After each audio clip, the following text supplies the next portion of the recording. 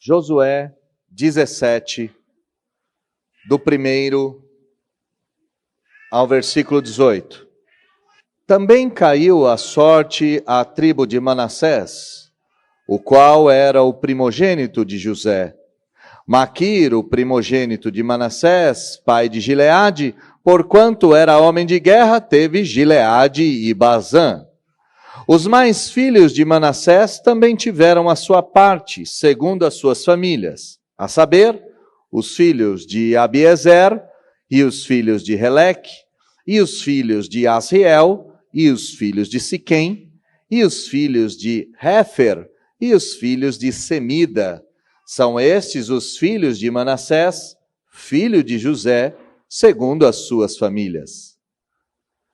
Zelofeade, porém, filho de Hefer, filho de Gileade, filho de Maquir, filho de Manassés, não teve filhos, mas só filhas, cujos nomes são estes: Macla, Noa, Rogla, Milca e Tirza. Estas chegaram diante de Eleazar, o sacerdote, e diante de Josué, filho de Num, e diante dos príncipes, dizendo: O Senhor ordenou a Moisés que nos desse herança no meio de nossos irmãos. Pelo que, segundo o dito do Senhor, Josué lhes deu herança no meio dos irmãos de seu pai.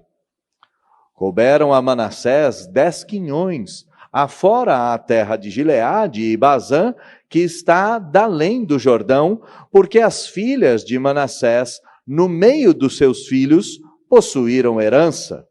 Os outros filhos de Manassés tiveram a terra de Gileade. O limite de Manassés foi desde Aser até Micmetate, que está a leste de Siquém. E vai este limite rumo sul até aos moradores de Entapua. Tinha Manassés a terra de Tapua. Porém, Tapua, ainda que situada no limite de Manassés, era dos filhos de Efraim. Então, desde o limite ao ribeiro de Caná, as cidades entre as de Manassés ao sul do ribeiro pertenciam a Efraim. Então, o limite de Manassés vai ao norte do ribeiro, terminando no mar. Efraim ao sul, Manassés ao norte, e o mar é seu limite. Pelo norte tocam em Aser, e pelo oriente em Issacar. Porque em Issacar e em Aser tinha Manassés a Bet-Seã e suas vilas, Ibleão e suas vilas, os habitantes de Dor e suas vilas, os habitantes de Endor e suas vilas, os habitantes de Taanaque e suas vilas, e os habitantes de Megido e suas vilas, a região dos 3 outeiros. E os filhos de Manassés não puderam expulsar os habitantes daquelas cidades, porquanto os cananeus persistiam em habitar nessa terra. Sucedeu que, tornando-se forte, os filhos de Israel sujeitaram aos cananeus a trabalhos forçados, porém não os expulsaram de todo. Então o povo dos filhos de José disse a Josué: Por que me deste por herança uma sorte apenas em um quinhão, sendo eu tão grande povo, visto que o Senhor até aqui me tem abençoado? Disse-lhe Josué: Se és grande povo, sobe ao bosque e abre ali clareira na terra dos ferezeus e dos refaíns, visto que a terra montanhosa de Efraim te é estreita demais. Então disseram os filhos de José: A região montanhosa não nos basta, e todos os cananeus que habitam na terra do vale têm carros de ferro, tanto os que estão em Bet-Seã e suas vilas, como os que estão no vale de Jezreel. Falou Josué à casa de José, a Efraim e a Manassés, dizendo: Tu és povo numeroso e forte, não terás uma sorte apenas, porém a região montanhosa será tua. Ainda que é bosque, cortá-lo-ás, e até as suas extremidades será todo teu. Porque expulsarás os cananeus, ainda que possuem carros de ferro e são fortes. Feche seus olhos, baixe a sua fronte. Vamos orar mais uma vez. Senhor, estamos diante da sua palavra que foi aberta e que foi lida nesse local. Rogamos que o Senhor nos abençoe. Rogamos que o Senhor derrame a sua graça sobre nós, a fim de que o nosso coração possa ouvir a sua voz. Necessitamos ouvir a sua voz. Que o Senhor me use a despeito das minhas dificuldades, que o Senhor me perdoe a despeito dos meus pecados, e que por amor do seu povo e para a glória do seu santo nome, o Senhor venha falar com todos nós nesta manhã. Nós suplicamos isso, debaixo das tuas promessas, confiando no teu amor, e certamente, porque a sua misericórdia dura para sempre. Oramos não em nosso nome, não em nome da nossa denominação, oramos em nome de Jesus. Amém. Nós estamos acompanhando a divisão da terra prometida. Nós já vimos que Judá recebeu uma grande parte do lado oeste do Jordão. O rio Jordão faz divisa do território de Israel. Do lado ocidental, Judá foi a primeira tribo a receber herança. Não no último final de semana, no anterior, nós fomos guiados pelo reverendo Paulo na distribuição das terras para Efraim. Efraim, também irmão de Manassés. E agora nós veremos a distribuição da outra parte do território, a meia tribo de Manassés.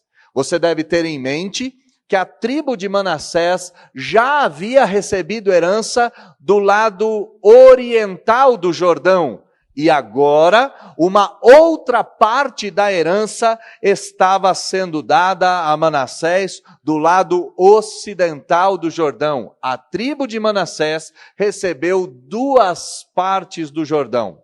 Mas nós não veremos apenas a distribuição da terra por herança. Nós veremos o contentamento e a falta dele. Nós veremos a fé e a falta de fé. Nós veremos a confiança e a falta de confiança. Nós olharemos uma parte da tribo crendo nas promessas do Senhor e avançando em fé em direção a ela.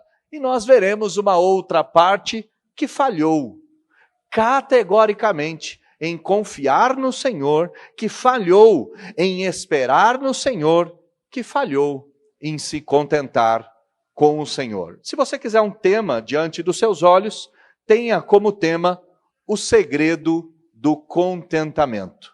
O segredo do contentamento. Nós começaremos então a nossa história com o prólogo, o que antecede a divisão das terras.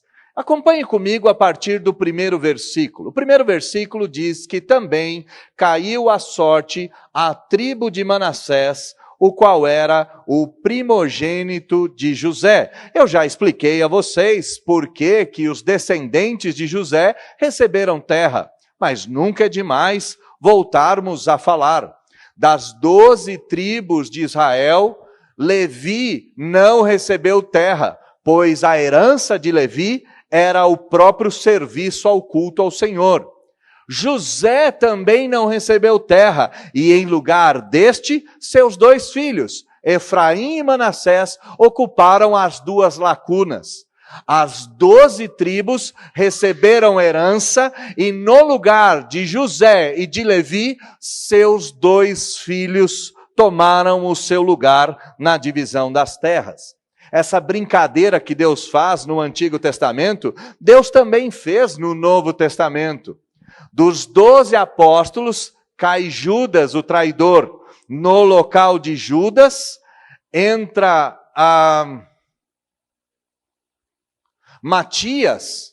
Matias entra no lugar de Judas, mas o Senhor Deus também acrescenta Paulo. Se você devolver José ao local de origem, nós veremos 13 descendentes no Antigo Testamento e 13 apóstolos no Novo Testamento. Contudo, são 12 tribos, contudo, são 12 apóstolos. Voltemos então ao texto. O texto começa mostrando que Manassés recebe a terra por sorte. Eu também já disse a vocês que sorte aqui no texto bíblico não está relacionado a jogos de azar.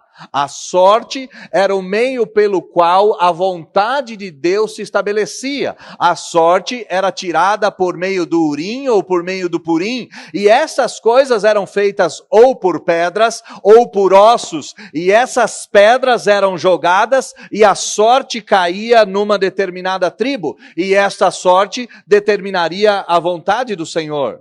Judá não recebe a primeira herança porque era privilegiado. Efraim não recebe a segunda parte porque era privilegiado. E muito menos Manassés. A vontade do Senhor era abençoar primeiro Judá, depois Efraim e depois Manassés. E a vontade do Senhor se estabelece naquilo que acontece, e aquilo que acontece se estabeleceu por sorte. E nós já podemos tirar um pouco o nosso foco do texto sagrado e voltar até a nossa vida.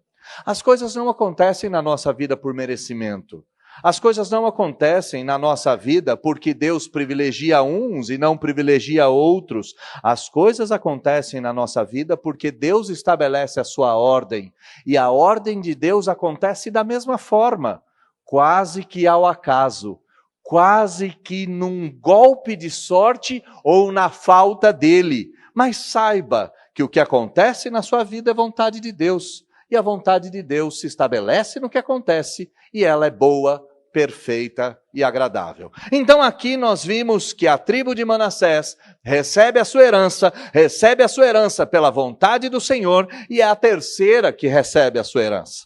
Mas a partir daqui nós podemos enxergar, ainda no versículo 1 e no segundo versículo, que a divisão das terras dentro da tribo era completamente igualitária. A vontade do Senhor era abençoar Judá em primeiro lugar. A vontade do Senhor era abençoar Efraim em segundo lugar. A vontade do Senhor era abençoar Manassés em terceiro lugar. 3 filhos de Jacó, e Efraim e Manassés, filho de José, filho de Jacó. Mas quando as terras repousavam em Manassés, a divisão era igualitária. Acompanhe o texto comigo. Maquir era o primogênito de Manassés, pai de Gileade. Porquanto era homem de guerra, teve Gileade e Bazã. Os mais filhos de Manassés também tiveram a sua parte, segundo as suas famílias, a saber, os filhos de Abiezer, os filhos de Releque, os filhos de Aziel, os filhos de Siquém, os filhos de Refer, os filhos de Semida. Todas as famílias de Manassés foram presenteadas com uma parte da terra. E essa parte da terra não foi dada a essas pessoas por privilégios. Você pode até achar isso olhando ainda para o primeiro versículo. Maquir, primogênito de Manassés, pai de Gileade, porque era homem de guerra, teve Gileade e Bazã. Talvez você possa olhar para esse texto e pensar, Maquir recebeu a primeira parte porque era um guerreiro e tinha conquistado coisas como esta. O texto não está fazendo tal afirmação. O texto apenas está nos dizendo que todos os primogênitos e todos os homens e todas as famílias descendentes de Manassés receberam a sua herança de maneira igualitária. Mas por que o detalhe que Maquir era homem de guerra? Você vai entender esse pequeno detalhe aqui no versículo 1, quando nós chegarmos nos últimos versículos do capítulo de número 17. Manassés era uma tribo de guerra e os seus descendentes decidiram evitar a guerra e por isso fizeram o que era mal diante dos olhos do Senhor. Guarda esse versículo 1 e traga-o para si. Voltemos então na ideia principal. Deus abençoa o seu povo na ordem que Ele quer. E Ele não abençoa o povo por mérito. Ele abençoa o povo por graça. E a bênção de Deus, ela é igualitária. Deus não derrama coisas diferentes na vida de outras pessoas em termos de quantidade. A bênção de Deus é igual, mas Deus pode dar coisas maiores para uns e menores para outros. Entendam isso olhando para esse texto. Deus abençoa o seu povo e a bênção de Deus é maravilhosa. Não significa porque você tem menos que Deus te abençoou menos. Não significa que você tem mais que Deus te abençoou mais. O que significa é que Deus tem os seus propósitos, e os propósitos de Deus se estabelecem de maneira ordinária, sem que Deus esteja privilegiando uns em detrimento dos outros. Deus abençoa o seu povo, e a bênção de Deus é exatamente aquela que nós temos condições de carregar. Deus não nos dá nada além do que nossos braços são capazes de suportar. E isso deveria servir a nós como um alerta, porque muitas vezes pedimos coisas que nós não damos conta de manter. Muitas vezes queremos coisas que não somos capazes de sustentar. Muitas vezes queremos coisas que são até as responsáveis por nos afastar do caminho de Deus. Deus abençoa o seu povo, sua bênção é igualitária e Deus dá algumas coisas para uns, outras coisas para outros, mas todas elas são fruto de bênção. E qual é a evidência disso? A promessa feita no versículo de número 3, Zelofeade, porém, filho de Réfer, filho de Gileade, filho de Maquir, filho de Manassés, filho de José, não teve filhos, mas só filhas, cujos nomes são esses: Macla, Noa, Hogla, Milca e Tirza. Vocês já me ouviram falar esse tipo de coisa e eu não me canso de repeti-las. Às vezes nós ouvimos algumas falas por aí dizendo que a Bíblia é machista, que a Bíblia não privilegia as mulheres, que as escrituras sagradas não tratam do direito feminino. Volte para o texto sagrado. A vontade do Senhor caiu sobre a tribo de Manassés, e a vontade do Senhor é abençoadora.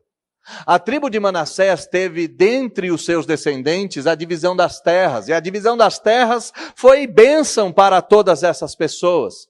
Deus entregou essas terras por ordem que Ele mesmo estabeleceu, e essa ordem deu pedaços maiores e pedaços menores para pessoas diferentes.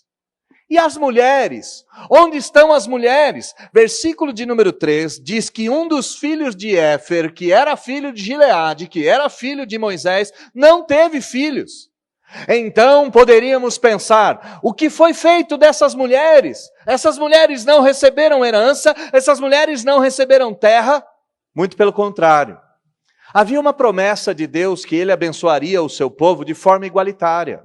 Havia uma promessa de Deus que Ele abençoaria homens e mulheres na terra prometida. Havia uma promessa de Deus em que Ele estabeleceria a sorte do seu povo, abençoaria o seu povo de forma igualitária, colocando homens e mulheres debaixo da mesma bênção.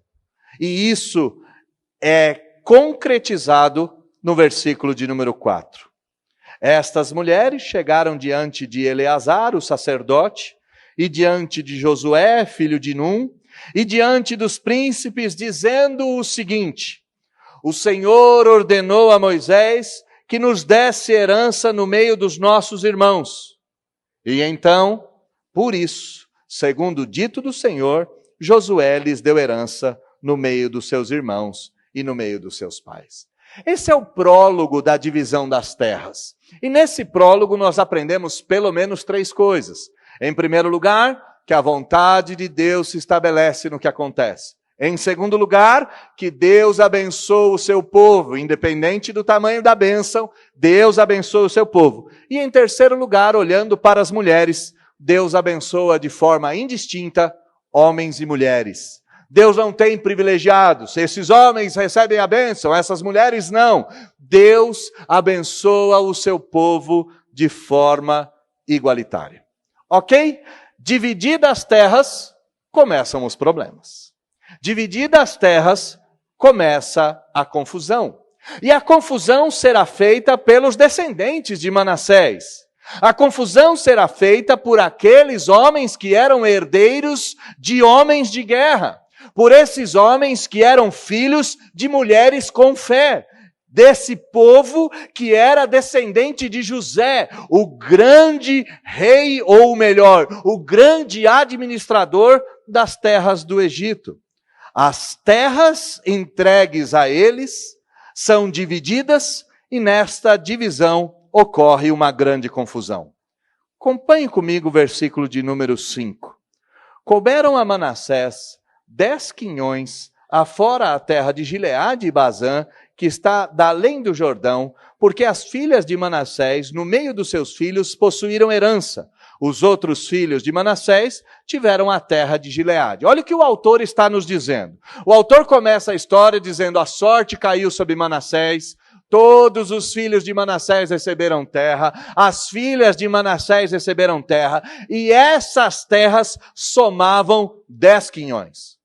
Essas terras formavam 10 porções. Além das 10 porções, havia a terra de Gileade e a terra de Bazã. Além da terra de Gileade e da terra de Bazã, havia a terra da Transjordânia, a terra do lado oriental. Manassés recebeu muita terra. Manassés recebeu terra suficiente para conter toda a sua descendência. Homens, mulheres, jovens, crianças, velhos, todos eles tinham morada, todos eles tinham lugar para habitação, todos eles receberam a herança. O Senhor Deus não só abençoou Manassés com as terras, o Senhor Deus não só dividiu as terras com a sua bênção, de maneira a contemplar todas as pessoas, o Senhor Deus não só os abençoou de forma igualitária, diz o texto que eles receberam grandes porções de terra, que eles receberam grandes partes. E o que eles fizeram com essas grandes partes? Em primeiro lugar, eles foram até que generosos. Eles foram até que dadivosos. Do versículo de número 7 até o versículo de número 11, mostra como Manassés foi generoso. Acompanhe comigo a leitura, apesar dos nomes estranhos. Acompanhe comigo a leitura e a minha linha de raciocínio. O limite de Manassés foi desde Aser até Micmetate. Aser era a tribo que fazia divisão ao norte, Micmetate era as terras ao sul, que está a leste de Siquém, que está do lado de Jerusalém, e vai até ao sul, até os moradores de Entapua.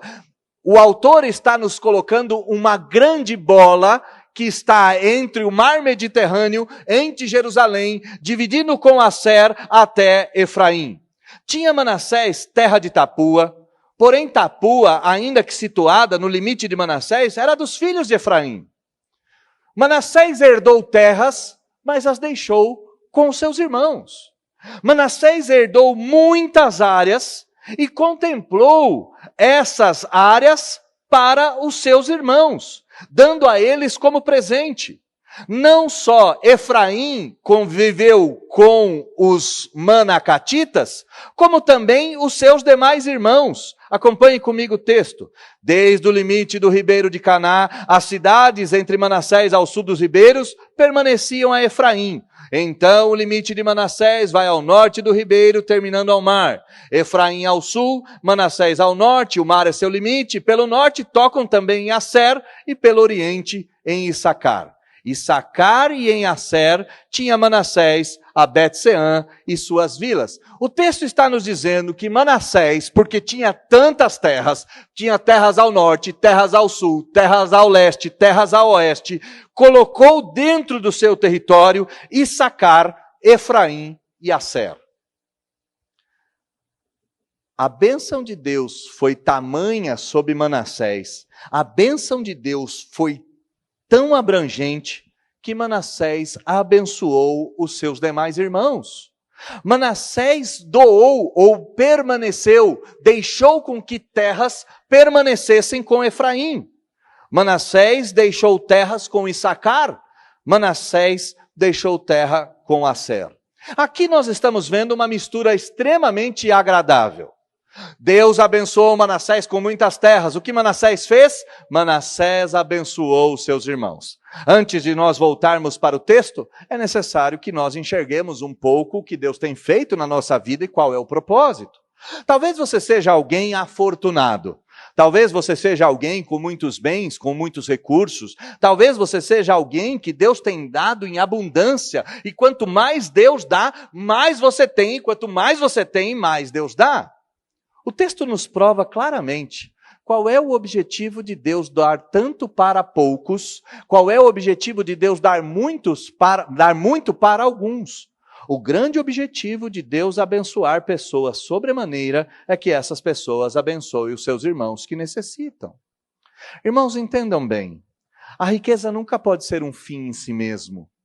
A riqueza e a bênção que Deus dá, a fartura e a abundância, deve ser compartilhada. Manassés recebeu 10 quinhões. E o que ele fez com esses 10 quinhões? Ele deixou com que Efraim morasse em suas terras. Ele deixou com que Issacar morasse em suas terras. Ele deixou com que Asser morasse em suas terras. E esta união é extremamente agradável. Esta união de crentes com crentes é extremamente agradável. E por que ela é extremamente agradável? Pois eles tinham o mesmo pai, pois eles tinham a mesma fé, pois eles tinham a mesma crença, pois eles tinham os mesmos valores.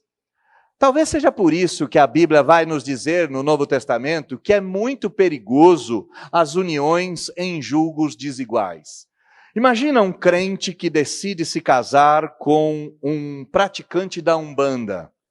Imagina um crente que decide se casar com alguém que segue a Alá, o Deus muçulmano. Imagina um crente que decide se casar com alguém que é zoroastrista ou com alguém que é budista.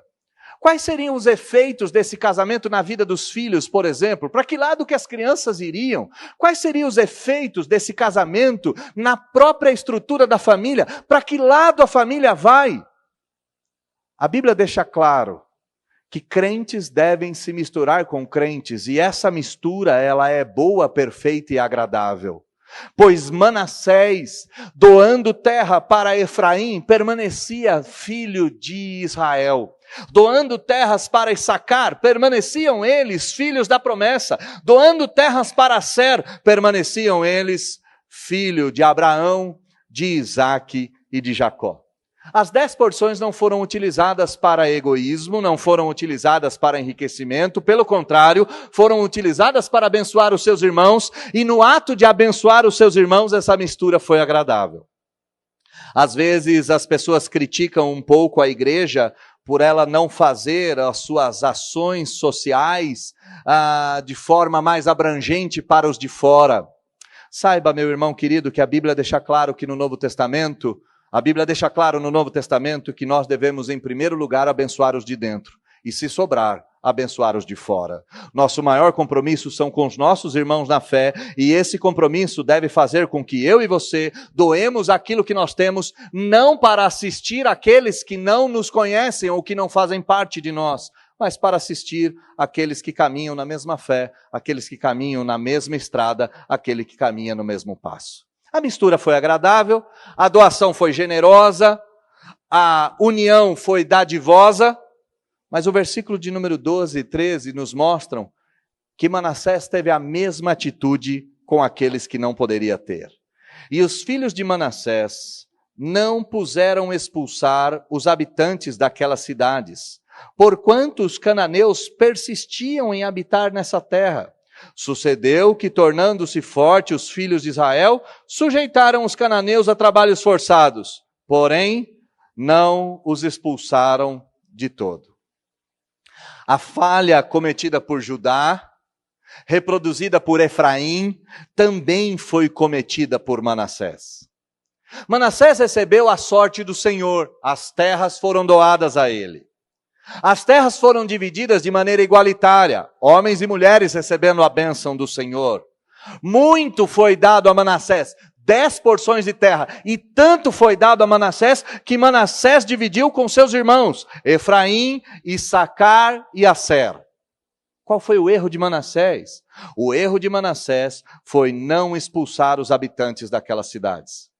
Moisés já havia recebido a ordem do Senhor, que era necessário retirar do meio de Israel todos os povos pagãos, os cananeus, os amorreus, os ferezeus, os filisteus, os jebuseus, todos eles, os girgazeus, os heveus, todos eles deveriam ser expulsos daquela terra. E por que Deus havia mandado expulsar aquelas pessoas?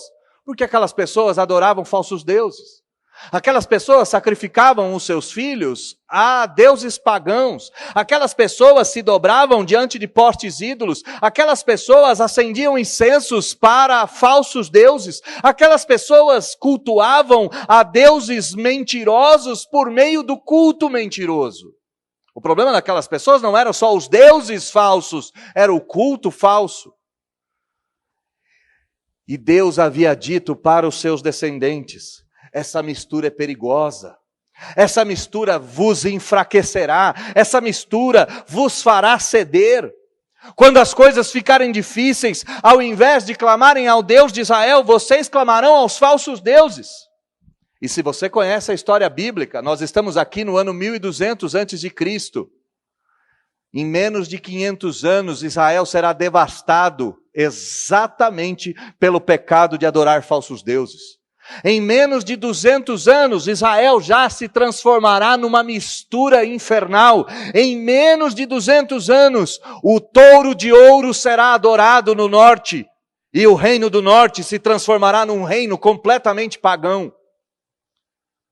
Deus havia dito para Moisés, Deus havia repetido a Josué: não se misturem com eles. O Senhor Deus não estava fazendo isso por capricho, mas estava fazendo isso para o bem do seu povo. E aqui, meus irmãos, se eu disse que a primeira mistura era agradável de crente com crente, a segunda mistura é extremamente perigosa. Como fazer negócios com pessoas que não têm os mesmos valores que você? Como fazer sociedade com aquele cujo único alvo é dinheiro, é fama, é glamour, é prazer? Como dividir o faturamento da empresa para alguém que servirá a Deus e ao próximo e para outro que sustentará as casas de prostituição ou o mercado de drogas? Como de uma mesma fonte poderá sair recursos para lugares tão distintos? A mistura perigosa traz em si a condenação próxima. A mistura perigosa aponta para a ruína que logo virá. E aqui a minha palavra de encorajamento, no primeiro lugar, é abençoe aqueles que têm menos. Em segundo lugar, é cuidado com aqueles que não partilham da mesma fé. Em algum momento, eles podem vencer, tomar o seu coração e te levar para um caminho de idolatria, para um caminho de perversão, para um caminho de afastamento. Mas o problema de Manassés não foi só a mistura.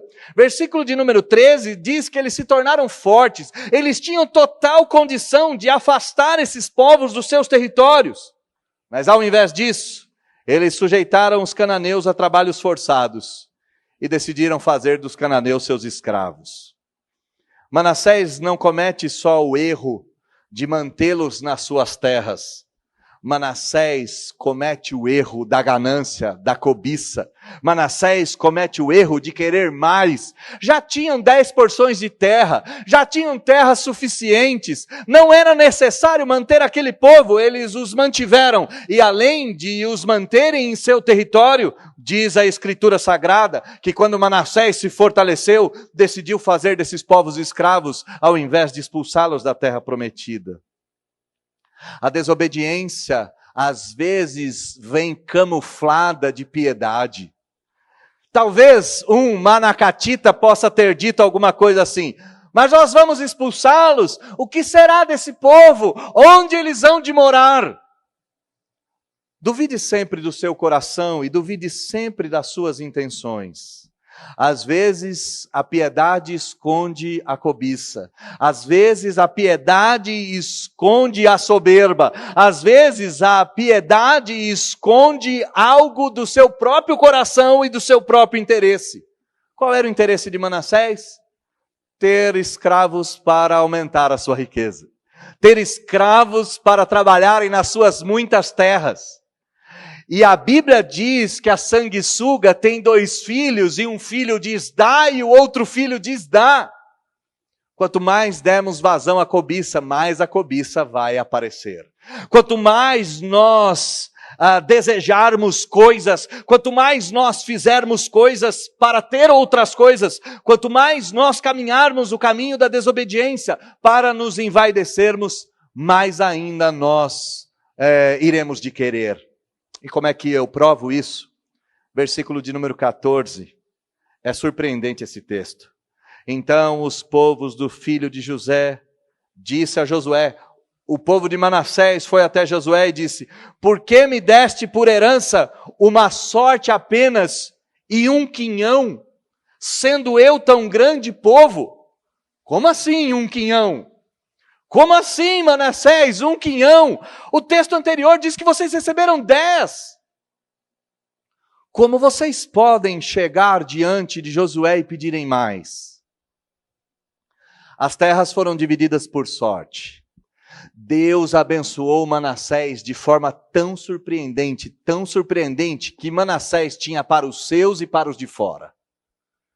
A soberba da terra, a cobiça dos olhos, fez com que Manassés desobedecesse ao Senhor. E ao invés de expulsar os pagãos, resolveram fazer deles escravos. E à medida com que Manassés enriquecia, os seus olhos cobiçosos queriam mais. Os seus olhos cobiçosos desejavam mais. O contentamento que outrora era visto em Manassés se perdeu completamente. Aquele olhar antes da conquista da terra prometida, um olhar de bênção, um olhar de amor, um olhar de fé, foi substituído pelo olhar de cobiça. E agora Manassés só pensa em uma só coisa: queremos mais terra, queremos mais escravos, queremos mais posses, queremos mais do Senhor. Olha a continuidade do versículo 14. Somos um povo tão grande, visto que o Senhor até aqui tem me abençoado. Volto a dizer a vocês, disse isso no versículo de número 13, cuidado com a piedade, cuidado com a cobiça, pois ela pode se esconder na piedade. Os manacatitas disseram o seguinte: nós estamos sendo tão prósperos, Deus tem nos dado tantos filhos, que nós precisamos de mais terra. Deus tem nos dado tanta herança, tem nascido tanta criança no nosso meio. É só olhar, Josué, que um quinhão não basta. 10 quinhões não bastam. Dê-nos mais, dê-nos mais, dê-nos mais. Volto a dizer a vocês, meus amados irmãos, a cobiça pode se esconder facilmente num discurso de piedade. A cobiça pode se esconder facilmente num discurso de autossatisfação. A cobiça pode se esconder facilmente num discurso de necessidade.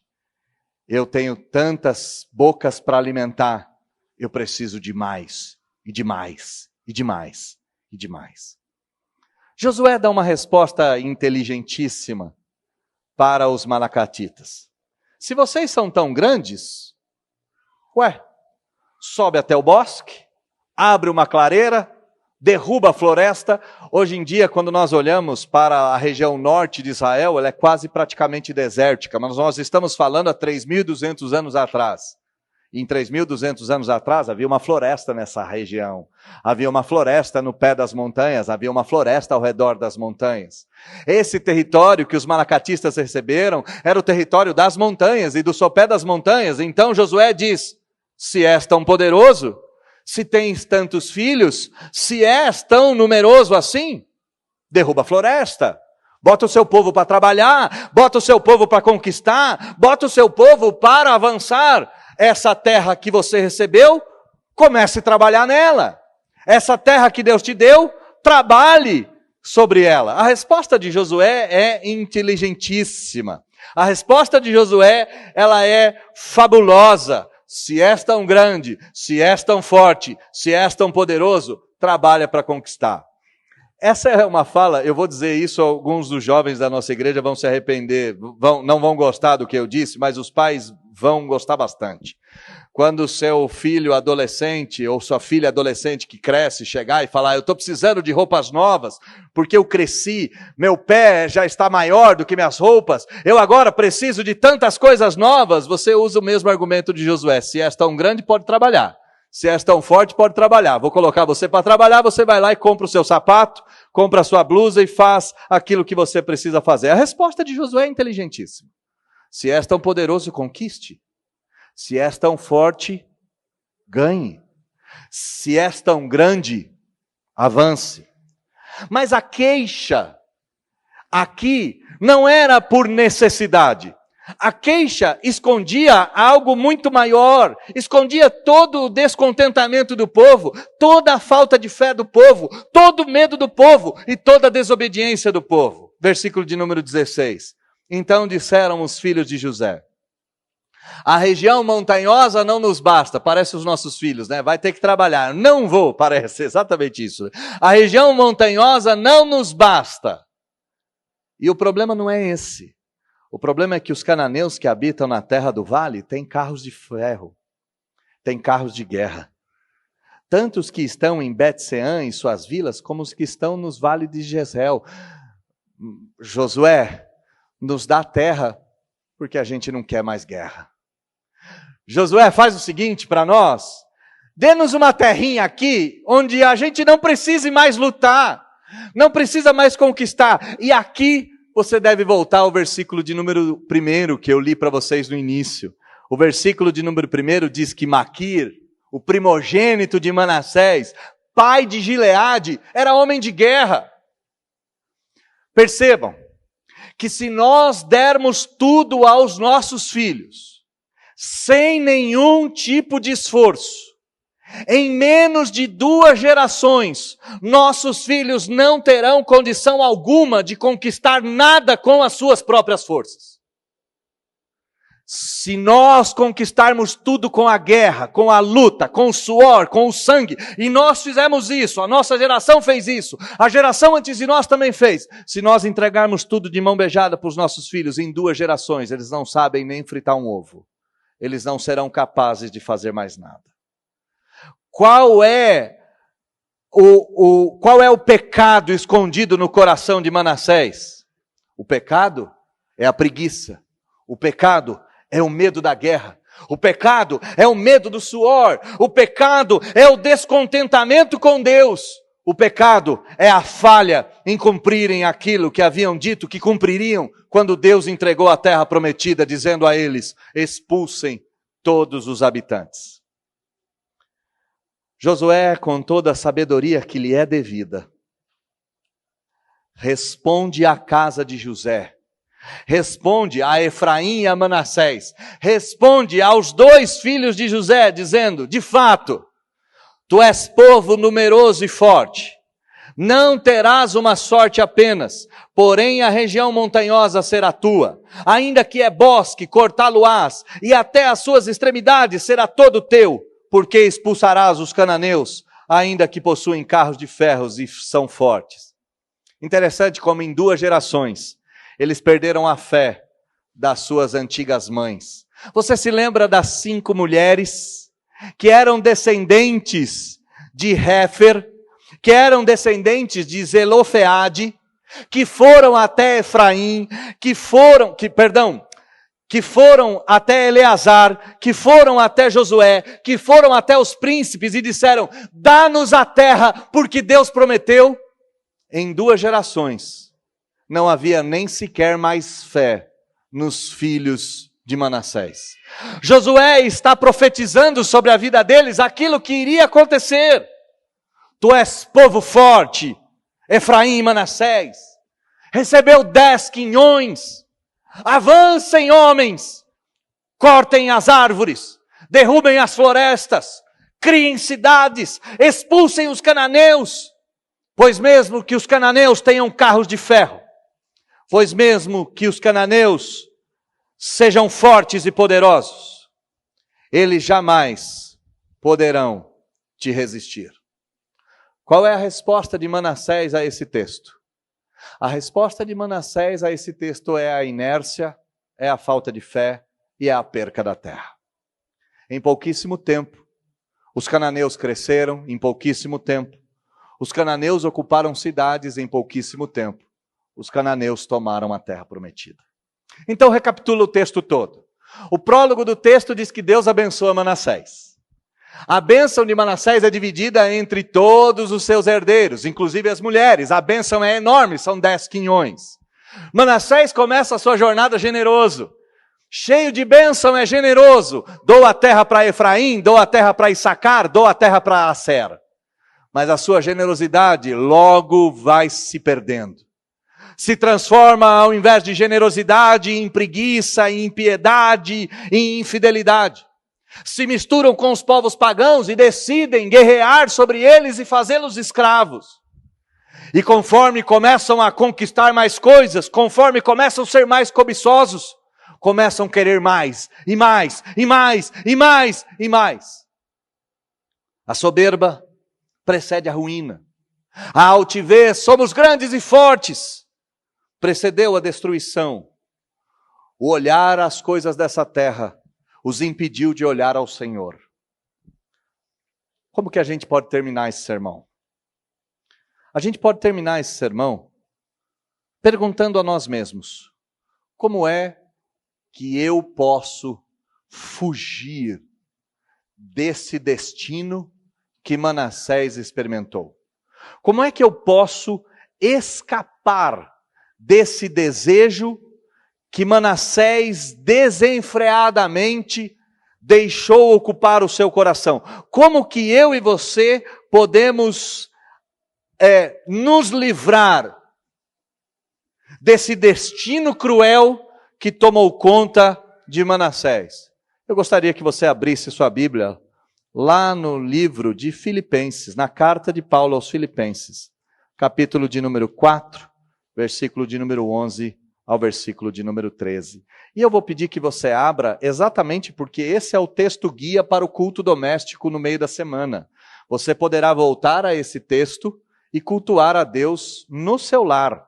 Você poderá retornar a esse texto para fazer o culto com a sua família.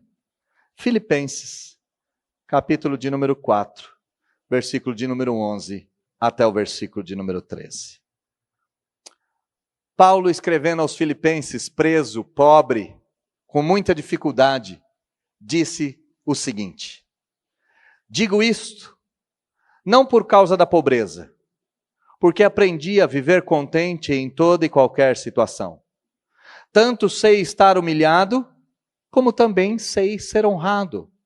De tudo e em todas as circunstâncias, já tenho experiência, tanto de fartura como de fome, assim de abundância como de escassez. A gente pode olhar para Paulo e voltar os nossos olhos para Manassés. Manassés tinha tudo e nem tudo bastava. Manassés tinha terras de sobra, nem isso bastava. Manassés tinha força, nem isso bastava. Manassés tinha para dar e vender, nem isso bastava. Os olhos de Manassés não conseguiam se alegrar, não conseguiam se contentar, e quanto mais Manassés tinha, mais Manassés queria. Quanto mais Manassés possuía, mais Manassés desejava. O desejo de Manassés fez com que Manassés mentisse, dizendo que havia recebido um quinhão apenas. Fez com que Manassés se enganasse, deixando debaixo das suas terras os cananeus. Fez com que Manassés traísse o juramento ao Senhor, deixando de lutar pela terra prometida. Como que eu e você podemos nos livrar disso? Fazendo o que Paulo acabou de nos ensinar. Paulo disse: eu aprendi a viver humilhado e aprendi a ser honrado. Eu aprendi a ter muito e aprendi a ter pouco. Eu aprendi a ter abundância e aprendi a ter escassez. Então nós devemos perguntar: Paulo, como é que você fez isso? Paulo nos diz que o segredo do contentamento, para que não venhamos a cair no opróbrio, no laço do passarinheiro e nos perder por causa da cobiça, é o final do texto no versículo de número 13. Vamos ler juntos? Eu não costumo fazer isso, mas nós vamos ler juntos porque eu acho que vale a pena. Leiamos o versículo 13 do capítulo de número 4 de Filipenses. Leiamos. Tudo posso. Mais uma vez. Não são os seus bens que te sustentam. Não são os teus planos que te sustentam. Tome muito cuidado, porque o que Deus te deu é bênção. E o que Deus te deu é bênção, é bênção, é bênção. Dá para você, serve para você. Seus filhos estão sendo servidos por isso, você não precisa de mais. Talvez você esteja olhando para fora, num descontentamento enorme do coração. Talvez você esteja como Manassés, não valorizando os 10 quinhões, não valorizando a sorte, a terceira tribo a receber terra, não valorizando que até as mulheres receberam terra. Talvez você esteja como Manassés, não valorizando tudo que Deus te deu. Meu irmão, você tem mais do que precisa. Você tem mais do que é necessário.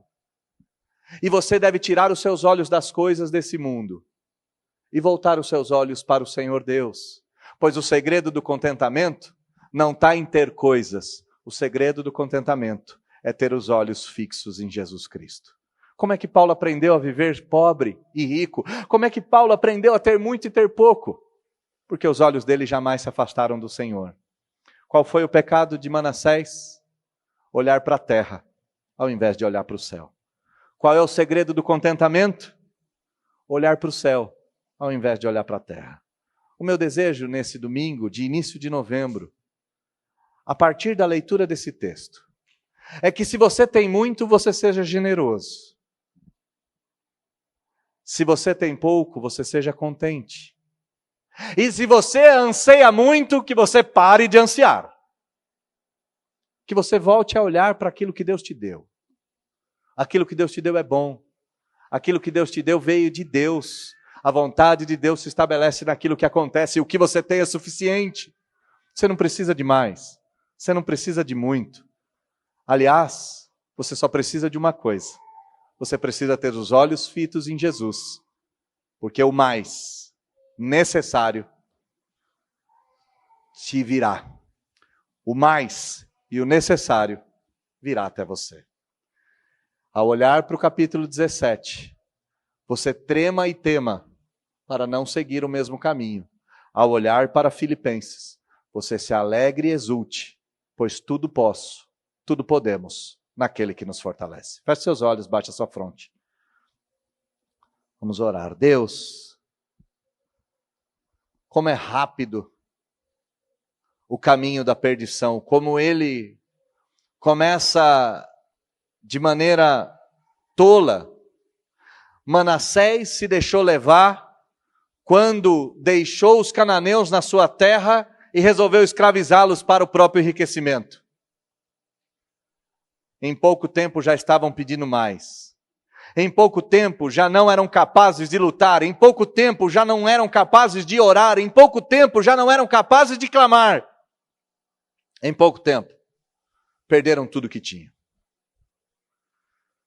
O coração descontente os levou à ruína. A única tribo com 2 porções, de um lado e do outro do Jordão, a tribo com mais terra de todas, se mostrou a tribo mais pobre e miserável de todas.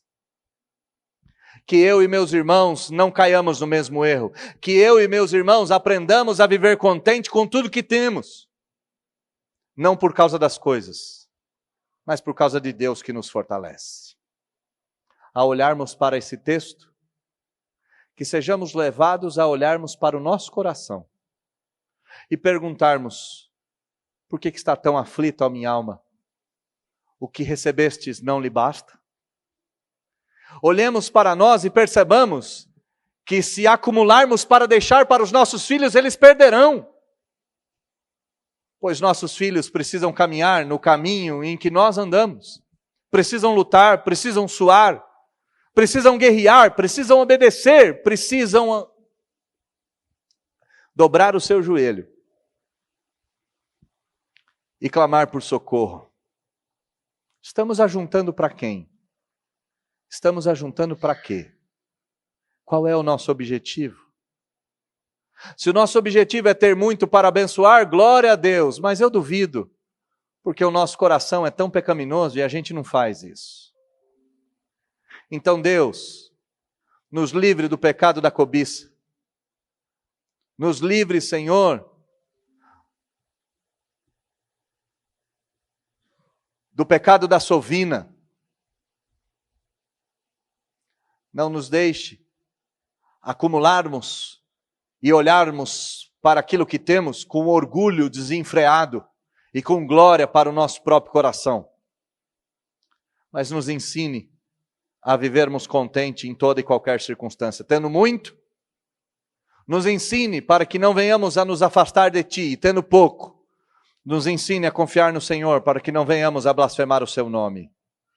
Nos ensine a vivermos contente em toda e qualquer circunstância, vivendo em Cristo Jesus, pois nele, que nos fortalece, tudo nós podemos. Nós oramos no nome de Jesus. Amém.